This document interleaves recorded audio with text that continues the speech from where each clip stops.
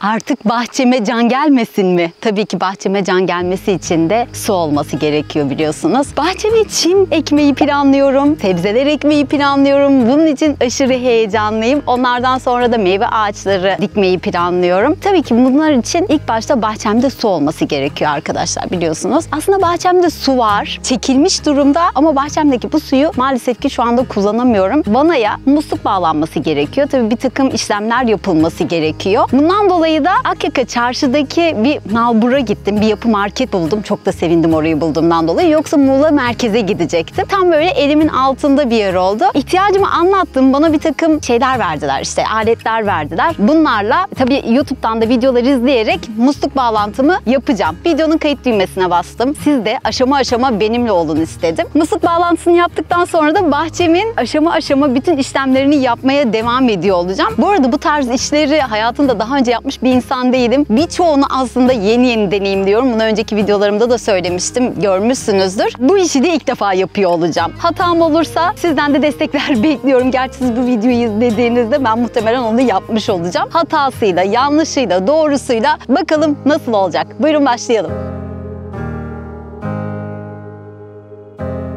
Şimdi benim bahçemin vanası tam olarak burada arkadaşlar. Yan taraftaki de yan bahçenin vanası. Buraya musluk bağlamaya çalışacağım. Musluğumun aparatları verandamda bulunuyor. Yapı marketten aldığım aparatlar. O işlemleri yaptıktan sonra vanaya bağlayacağım. Bakalım nasıl olacak. Hadi bakalım.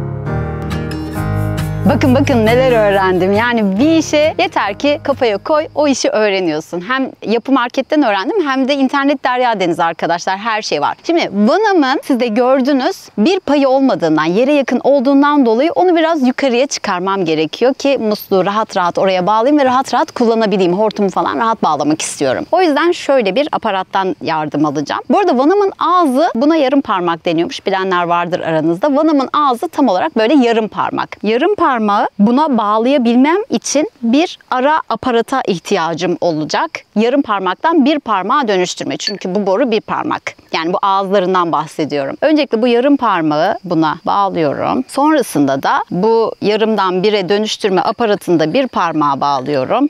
Tadam! Bunu vanamın ağzına bağlayacağım. Böylelikle sonrasında da buradaki işlemleri yapmaya devam edeceğim. Bu arada ara bağlantılardan sızıntı olmaması için buna da teflon deniliyormuş. Bu teflonla şu dişlileri saracağım. Böylelikle sızıntı olmasını engellemiş olacağım arkadaşlar. Şimdi bu sarma işlemini yapıyorum. Bakın dişlilerin arasını dolduruyoruz bu şekilde. Şimdi bir kademe yeterli oluyormuş. Ah, burası böyle oldu. Bayağı sardı. Şimdi karşı tarafa da yapacağım. Burayı da bu şekilde yapalım. İnşallah olur. Aa, inceldi birazcık şurası. Yanlış tutmuşum çünkü. Bence yeterli ya. Umarım olmuştur. Yeterince sıktığımı düşünüyorum. Bayağı sık olmuş. Artık hareket bile etmiyor. Hadi bakalım şimdi vanaya bağlayalım bunu. Şimdi ilk önce bağlantı vanamın temiz olup olmadığına bakmaya geldim ama oldukça kirli. Kirli derken topraklı zaten ve topraklı su saldı. Önce bir elimi yıkayayım. Vanayı da yıkayayım. Aa, çok güzeldi. Oh mis. Vanayı yıkadım. Güzel oldu. Bir dakika biraz daha. Ah, bayağı da tazikliymiş ha. Üstümü de ıslattım. Gözlüklerimi de ıslattım. Ama şu anda hava 35-36 derece. Çok sıcak. Birazdan kurur. Şimdi bağlıyorum arkadaşlar bunu buraya. Bakalım bağlayabilecek miyim ben de bilmiyorum. Böyle olması gerekiyormuş. Tahtadan dolayı biraz zorlanıyorum ama oluyor gibi. Bu arada bu kırıldı. İyi de oldu. Döndüremeyeceğim kıvama gelmiş olması gerekiyor. Artık vana dönecek neredeyse. Oldu bence ya. Bence denemeye değer şu anda. Tamamdır. Açıyorum. Burası göle dönmeden. Sızıntı var mı ona bakmak için açıyorum aslında ama tepesinden de su geldiğinden dolayı yanlarını çok anlayamıyorum. Yok gibi. Şimdi diğer işlemlerini yapmaya gideyim. Vanaya taktığım borunun üstüne bu T aparatını takacağım. Ama denediğimde maalesef birbirlerine uymadıklarını fark ettim. Bakın ikisinin de dişlileri birbirine denk geliyor. Bunun büyük olması gerekiyor tabii ki. O yüzden şöyle bir ara aparatı sistemi uygulayacağım. Şunu ara olarak kullanacağım. Üzerine bunu takacağım gibi anladınız siz yani bence. Tabii bu dişlileri de yine bu teflonu sarmam gerekiyor. Bütün dişlileri teflon sarmam gerekiyormuş. Onu öğrendim. Bunun yönünü tutturursan kolay sarılıyor. oluyor. Yönünü tutturamazsan uğraşıp duruyorsun. Çok çabuk kıvrılan bir şey. Evet, burayı sardım. Bir kademe yetiyormuş zaten. Devam ediyorum öteki tarafa. Bu arada acayip bir sıcak var. Yanıyorum şu anda. Evet. Şimdi bunu buna takalım. Bir dakika, bunda da dişli var. Tabii ki buna da teflon sarmam gerekiyor. Hemen onu da saralım. Düzgün oldu. Tık. Bir işe kadın eli değiyorsa o çok nizami ve muntazam olacaktır. Evet. Güzel gidiyor. Elimi acıttım. Çok sıktım. Her şeyi usulüne göre yapıyorum. Tabii ki. Bunu böyle sıkıştırmam gerekiyormuş. Daha artık oynamıyor. Benim gücümün şu anda son noktasındayım. T'mizi takabiliriz. Güzel dönüyor. Şu T aparatını şu boruya bağlamak içindi bütün bu işlemler. Erkekler anlamıştır zaten. Evet, bunu da hallettik. Sıra yeni aşamada. Teflon sarmaya devam ediyorum. Bugünümün yarısı teflon sarmayla geçti desem yeridir. Dur, şunu bitireyim, söyleyeceğim şimdiki aşamayı size. Burayı kopardık, tamam. Şimdi buraya bir T yaptık ya. İkinci T'yi yapacağız. Bunu bağlamak için şu teflonunu sarıyorum. 3 tane musluğum olacak yani, anlayacağınız. Şu karşısına da teflonu sarayım.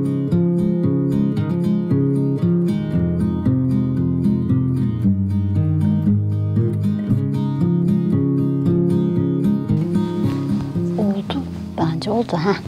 3 tane musluğum. Bunların da tabii ki bu kısımlarına teflon saracağım. Evet, burun ağızlarına geliyorsa onları temizliyorum şöyle. İkinci temi de bağladığıma göre artık 3 adet olan bu musluklarımı bağlayabilirim. Bakalım nasıl olacaklar. Evet. Oldu. Yes, yaşasın. 3 tane musluğum var artık. Şimdi musluklarımı bağladım. Test edelim bakalım arkadaşlar. Açıyorum. Evet, buradan geliyor suyumuz. Hatta şöyle açık dursun. Buradan da geliyor. Evet, süper. Musluklarım çalıştığına göre şimdi bahçe hortumlarımı bağlayayım. Musluklarımı sorunsuz bir şekilde bağladım. Şükürler olsun ki huzurlarınızda. Şöyle bir hortum aldım. Etiketi de üstünde. Şimdi etiketini, klipslerini açacağım. Musluğu hortuma bağlayabilmem adına şöyle bir aparat verdi Yapı Marketi. Bir ucuna musluğu bağlayacakmışım. Bir ucuna hortumu bağlayacakmışım. Bunu da şöyle göstermem gerekirse size. Şu şekilde kendinize çekiyorsunuz. Tık diye çıkarıyorsunuz. Dişi ve erkek olarak adlandırılıyormuş. 2 ayrı aparat. Şimdi hortumumun klipslerini açayım. Ardından da musluğa bağlayayım. Çok sert. Ben bunu da kesemiyorum. Bir de falçatayla deneyeceğim. Falçatayla daha pratik oldu. Tamam. Şu klipsleri de açayım.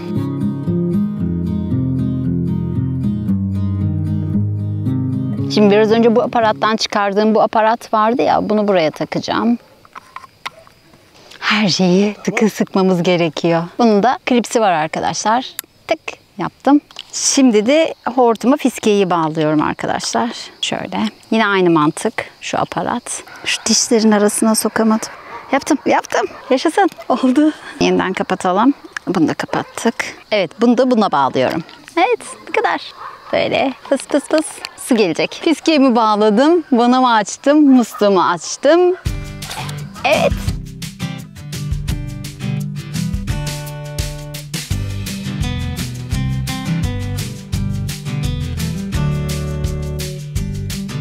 Evet, bu işi hallettiğime göre artık akşam oldu.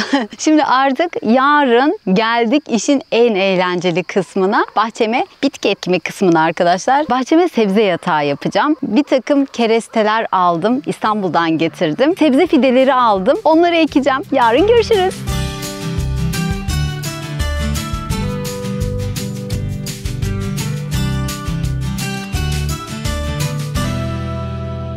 Herkese ikinci günden, ertesi günden merhabalar. Dün biliyorsunuz bahçeme 3 başlı musluk yapmıştım. Bugün de bahçeme yerden yükseltilmiş sebze yatağı yapacağım. Yapacağım diyorum ama eşim de bana yardımcı olacak. Çünkü açıkçası tek başıma yapabilmem çok da mümkün olan bir şey değil. Öyle öngörüyorum. Bakalım nasıl olacak? Buyurun başlayalım. Bahçemin tam olarak burasında yapacağız işlemleri ama bir tık şöyle sol tarafa sabitlemeyi planlıyoruz. Sabitleme diyorum. Anlıyor musunuz bilmiyorum ama altında böyle kazıkları olacak. Var zaten, kazıkları yapıldı. Biz çakacağız. Ondan sonra o kazıkları da toprağa sabitleyeceğiz. Neyse, bence videoya başlayalım ve göreceksinizdir.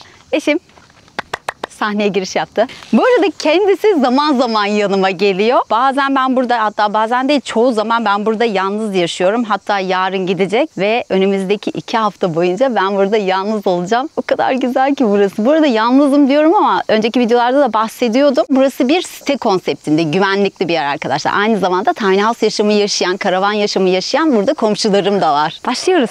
Böyle yapacağız ya. Onu da öbürkünün altına da koy. Bunlar 4 kişiler olsun. Hepsi 4 köşe değil mi? Hayır, kadınlar köşelerde olacak ya. Öyle söylemişti adam. Ha, tamam. Bu bir köşe. Bir de bunları kısalardan koyacak değil mi? Evet evet tabii. Ama öyle değil. Böyle üstüne de kısa gelecek. Ben üstüne kısayı koyarız diye düşündüm. Sen altına ayarladın şu anda. Aa, bunun yanı çatlamış ama yapacak bir şey yok. İkini ben çekeyim mi? Tamam.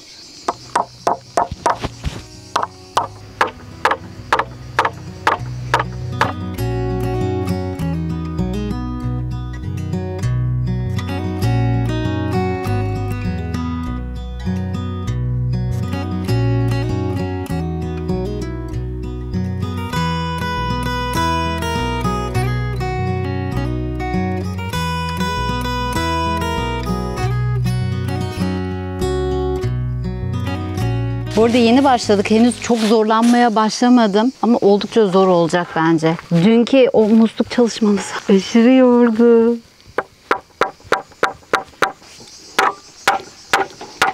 Birini koyarsan daha iyi olur. Nasıl? Yamuk gidiyor bak.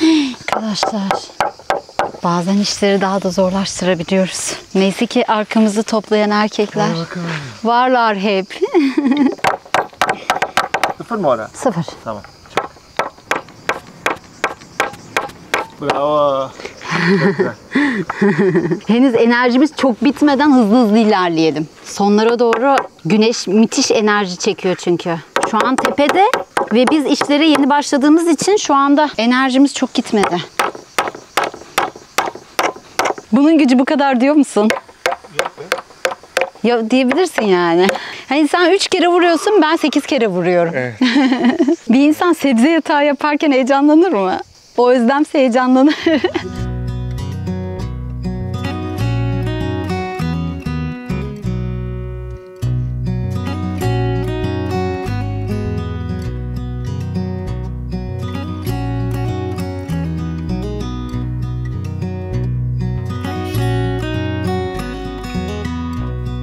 Şimdi aslında buraya 3 tane sebze yatağı yapacağım. 1,5'a 1 ölçülerinde. Ama ben şu anda 2 tane sebze yatağını bitirip içini doldurmak istiyorum. Çünkü toprağımı azalmışım. Çok kullanılacağını öngöremedim. Tabii bu işlere ilk defa başlıyoruz. Şu anda 2 tane sebze yatağımın 1,5 metrelik kısımlarını bitirdim. Birazdan 1 metrelik kısımlarına geçiş yapacağım. Onlardan da 4 parça bitirmiş olacağım. Bu arada şu kısımlarının bel vereceğini söyledi bana keresteyi aldığım arkadaş, yani marangoz. O yüzden o noktalara da çakabileceğim şöyle parçalar verdi. Arka kısma denk gelecek yere tam orta noktalara çakacağım ve böylelikle içerisi toprak dolduğunda bel verme yapmayacaktır. Şimdi bunları çakalım, ardından da 1 metrelik kısımlara geçiş yapalım.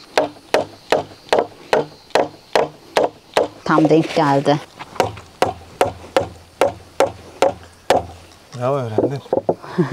Yeter ki erkekler bize bıkmadan, usanmadan öğretsinler. Kadınların öğrenemeyeceği bir şey yok bence. İyi mi? Hayır, değil. Ortalı değil şu anda. Seni de bu konuda beni hep desteklediğin için, yardımcı olduğun için tebrik ediyorum. Teşekkür ediyorum. Rica ederim. Değil galiba. Değil. Hala değil.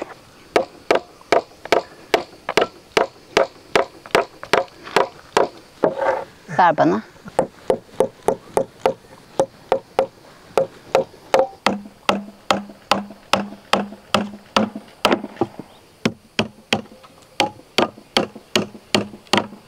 Evet.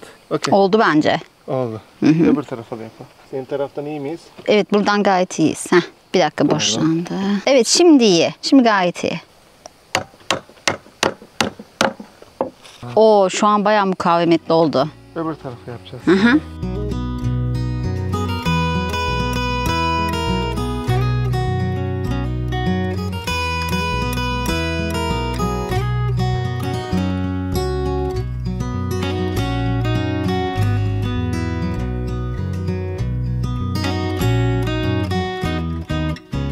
Talaşlar gözümüze kaçıyor. Orada bir boşluk var. Evet, Heh. gördüm. Oldu mu? Evet evet oldu. Tamam. Birleşti. Bir kalın bir tahta var orada. Sanırım o olması gerek. Bu çok ince göründü gibi. Şurası kötü ya. Şöyle gelsin. Heh.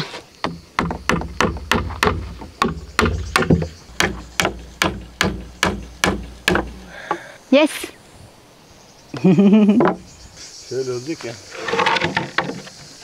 Bunlarda hep sıkıntı var ya. Öbür tarafını Bu bombelerini böyle dışarı verelim mi? Aynen. Demin içeri verdik yanlışlıkla, o zorladı bizi.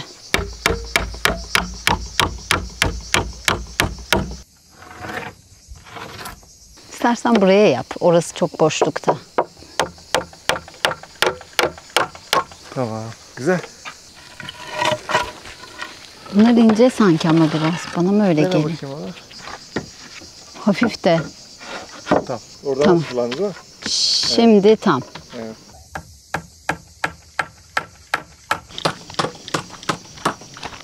İki tane sebze yatağımızı yaptık. Şimdi yerdeki taşları alacağız. Tırmık yardımıyla almayı tercih ettim.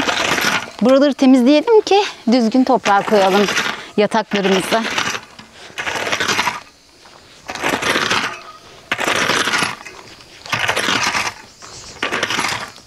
Evet. Koyalım mı? Gel. Bunları yine alırız. Şimdi bahçem 150 metrekare kullanım alanına sahip küçük bir bahçe olduğundan dolayı her yerini verimli kullanmak istiyorum. O yüzden sınır çizgisine yakın konumlandırmak istiyorum bahçe yataklarını. Orası da aslında sınırlarımız tam olarak çizilmedi ama şöyle iki başta defne ağaçları var. Tam olarak da bu kısma denk geliyor. Öyle düşünüyorum, değil mi? Buradan ortalama şöyle 1 metre kadar boşluk bırakmayı planlıyorum ki arka taraftaki sebzelere de rahatlıkla ulaşabileyim. İşte belki ileride çit falan da yaparız. Onlar için pay olmuş olsun bu noktada. Burası da tam verandamın böyle bitiş noktasına denk geliyor. Verandanın bitiş noktası da bizim için bir hiza olmuş olur. Bence bir ucu burada olabilir sebze yatağının. Burası 1 metre olduğuna göre bitişi de hemen hemen bu kısma denk gelecek. Güzel bence. Hadi bakalım koyalım. Ağır da değil bu arada. Nasıl? Yamuk koyduk Dur, sanki. çakacağız ya zaten. Hı hı. Evet, bence güzel görünüyor. Diğerini nereye koyacaksın? Diğerini düşünüyorum. Buraya mı? Çekebiliriz bunu. Böyle çekebiliriz. Ne Çekmeyelim, dersin? Oradan geçişi var. Ha, doğru söylüyorsun. Diğer yatak sığsın diye dedim. Diğer yatağı da alalım. Evet, onu da koyalım. Görmüş olalım. Ha, çok güzel oldular. Evet, 3 tane yaparsak nasıl durur diye düşündüm. Ayaklarına dikkat et. Şöyle bir sıfır olmaz. Sıfır olmaz. Aralarda geçme mesafe olması gerekiyor. Oldu sanırım. Üçüncünün de uzunluğu böyle oluyor. Sığıyor değil mi? Evet, sığıyor. Zeytinin köküne zarar da vermiş olmuyor değil mi? Aslında zarar verecek bir şey de yok zaten. Sen ne düşünüyorsun bu konuda? Üçüncüyü de yapalım mı? Böyle mi yapalım? Yaparız. Yoksa 2 tane mi? Ya çünkü bunun kararını şimdi vermemiz gerekiyor Böyle araya bence. girebiliyor musun sen rahatlıkla? Sebzeni toplayabilir misin? Evet, evet. Nasıl Yeter ki toplayacak versinler onlar. Evet. Böyle. Tamam. Evet, her yerine rahatlıkla ulaşabiliyoruz. Her taraftan yürüme alanı var. Arkadan, yandan. Evet, okeyiz. Böyle okeyiz. Eğer 2 taneyle kalacaksak bunları dik dik yapalım. Üçüncüyü de koyacaksak böyle yanlamasına yapalım. Sen nasıl istiyorsan öyle yapalım. Bakıyorum şuradan. Bayağı bahçe olacak burası üçüncüde olursa. Evet. Aslına bakarsan 2 tane yeterliymiş. Hem alan da kaplamamış olurdu. Uzunlamasına koyardık ama biz üçüncüyü de almış bulunduk zaten. Üçüncü keresteleri. O konuda arada kaldım. Bence üçüncüyü de yaparız. Yapalım mı? Okey. O zaman böyle yapalım. Üçüncüyü de sonraki günlerde yapacağız. Şu anda 2 taneyle devam edeceğiz. Evet, 2 tane sebze yatağımızı bitirdik. Yerlerine yerleştirdik. Yerlerini belirledik. Şimdi bunları toprağa çakacağız. Öncelikle çakma yöntemiyle toprağa sabitlemeyi deneyeceğiz. Eğer ki toprak sertse, gitmezse, altına taş falan denk gelirse kaldıracağız. Ayakları denk gelen yerleri kazıyacağız. Hadi dene bakalım. Tabii ki olmuyor. Olmuyor değil mi? O zaman kazacağız ayaklarla. Tamam, o zaman kazalım. Burada taş varmış ha.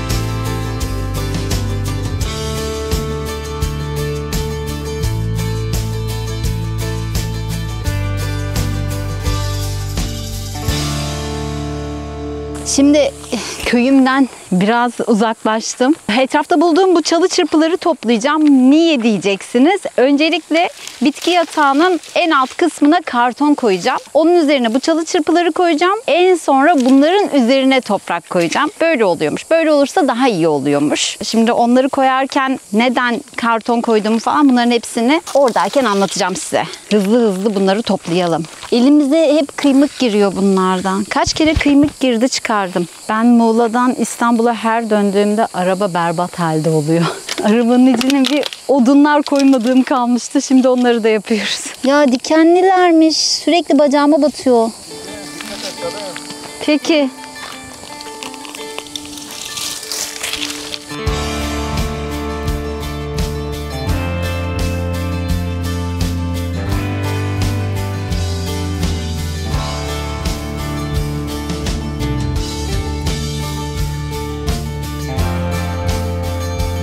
Odunlarımızı topladık. Kartonlarımızı zaten getirmiştik. Kartonları İstanbul'dan getirdim. Şimdi öncelikle zemine kartonları seriyoruz. Ama kartonlara dikkat etmemiz gereken bir şey vardı. Herhangi bir demir parçası, bant, bunları falan çıkartmamız gerekiyor diye. Öyle mi? Evet. Bak ben bunu bilmiyordum. Güzel bir bilgi. Bunların hepsini mi çıkaralım? Evet. Tamam. Bir şey kalmayacak. Yabani. Tamam. Direkt sadece kartonun ham maddesi kalacak değil mi? Evet, kartonun kendisi kalacak. Oo, burada yapalım mı bu işi? Onları nasıl çıkaracaksın? Bir sürü var. Bu olmaz gerçi ya, bu renkli. Bu renkli olmuyor. Renksiz olması lazım. Buraya getireyim de orada. Buraları çıkmıyor, ne yapacağız? Alta koyarız oraları. Çıkartabildiğini çıkart ya. Özellikle demirler paslanıyor ya. Tabii. Bunları kesinlikle çıkaralım ya. Demirli olan yerleri hatta kullanmayabiliriz de. Uğraşma istersen. Yok, çok kolay bir şey alıyorum. Bantlar.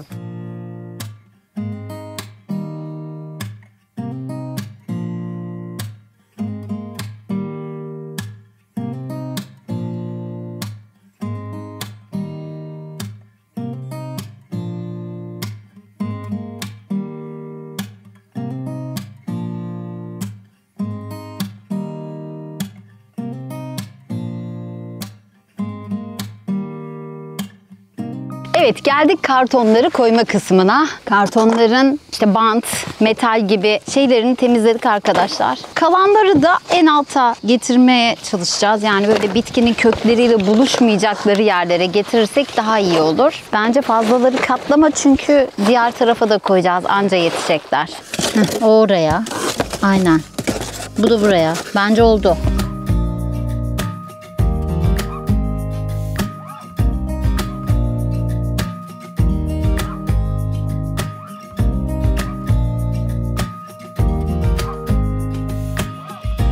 Kartonlarımızı serdikten sonra ıslatmamız gerekiyormuş. Türkiye'mi zaten hazırlamıştım. Başlıyoruz.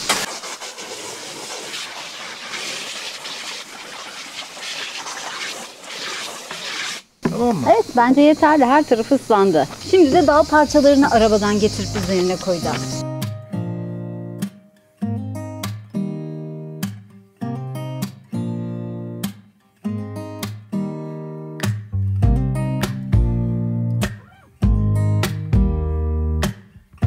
Yani daha bulamadık. Ne yapalım? Bayağı dolaştık. Köye gittim. Köyde adam dedi ki böyle yaparsan olmaz bu iş dedi. Sonra? Bence olur. Niye su tutmazmış? Yani olmazsa bir sebebini söylemeli. Aynen, olmaz diyor. Olmaz dedi. Hiçbir şey söylemiyor ha. Söyleme, olmaz öyle yaparsan. Köylüye göre olmaz diyor. Bakalım yapabilecek miyiz?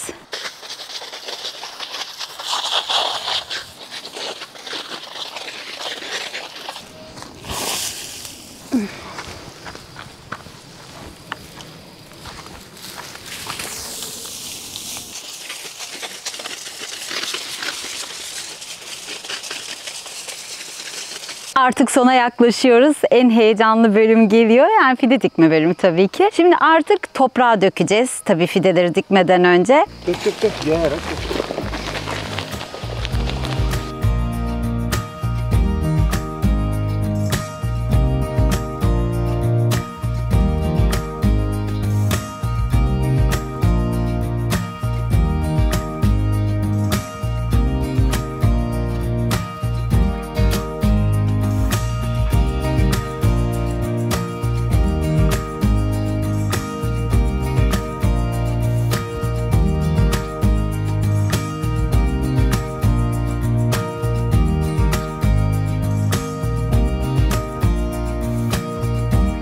Toprağımızı da döküyoruz.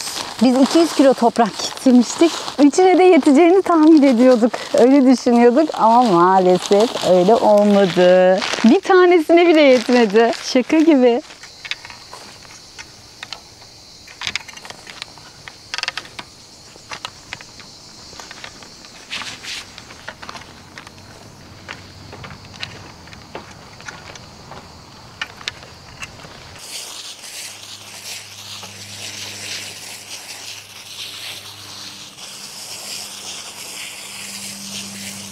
Şimdi böyle sebze artıklarım var. Bugünkü kullandığım sebzelerin artıkları bunlar. Yumurta, salatalık kabuğu, muz kabuğu gibi şeyler var içinde. Bunlardan da dökün diyorlar toprağın içine. İyi geliyormuş sebzelere, yani fidelere.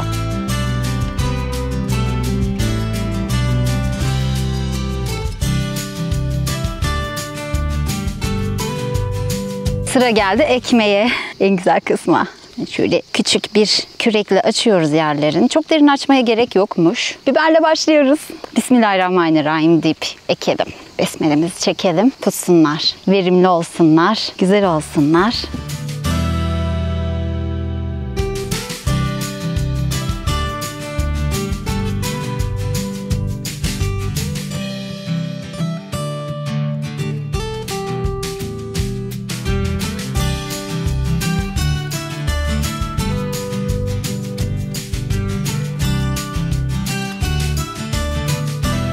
Kaç tane aldığımızı hatırlamıyorum. Göz kararı almıştık biberleri, salatalıkları, karpuzları. Biber, salatalık, karpuz var bu arada. Bunların haricinde bir sebze bulamadım. Fide dönemi değilmiş. Geçmiş o dönem. Bu yüzden sadece bunları bulabildim. Bunlar da böyle bir tane sebze yatağına yettiler. Hatta daha fazlası olsaydı çok karışık olurdu bence. Tam denk geldi. Zaten biliyorsunuz toprağım da yetmedi diğer sebze yatağına. Şu anda her şey yolunda. Bir tane sebze yatağına yetecek kadar fidem varmış. Fazlası da olsaydı üzülürdüm. Yani bu fideleri ne yapacağım? Çok sık ekersem de çok verimli olmayacaklar falan diye. Ortalama bir 15'er 20'şer santim arayla diktim. Bakalım, yani bendeki bilgiler bu kadar arkadaşlar. Birbirine iyi gelen sebzeler varmış. Fideleri birbirine iyi gelen sebzeler. O detayları bilmiyorum. Sizin o konular hakkında bilginiz varsa o konuda beni bilgilendirirseniz çok mutlu olurum. Bir sonraki sebze yataklarımı daha bilinçli bir şekilde yaparım. Bilmeyenlere de öğretmiş oluruz buradan. Böyle güzel oldu ya bence. Şimdi can sularını vereceğim. Onun haricinde başka bir şey yok söyleyeceğim. Başlayalım.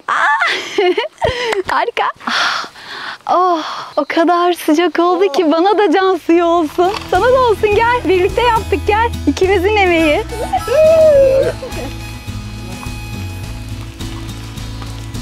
Sebze yatağı maceramın sonuna geldik. Belki bir sonraki yapacağım sebze yataklarını da gösterilirse tam emin değilim o konuda.